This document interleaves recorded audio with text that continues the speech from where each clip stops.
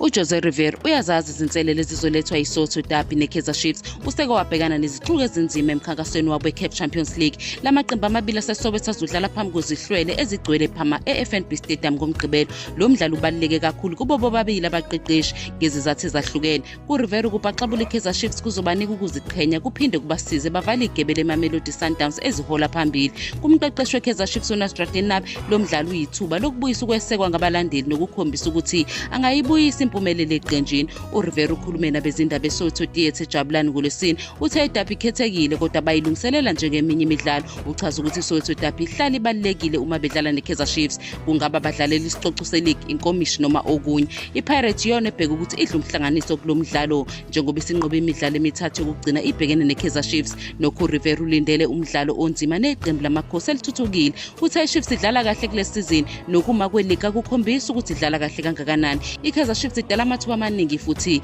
idlala ibhola elihle okuyisitayela esifunwa yiPirates. uRivera wengeze ngokuthi uma omabili amaqembu edlala njengoba esanda kwenza emidlalweni yokugcina, lo mdlalo uzoba umnandi futhi uzojabulisa abalandeli. Unabo uvumile ukuthi iPirates izintandokazi ephepheni ngenxa yefomu yayo kule season, kodwa wathi amadapha waqageleki futhi azikho izintandokazi zangampela kule midlalo. Enkundleni ukholelwa ukuthi amathuba angu-50-50.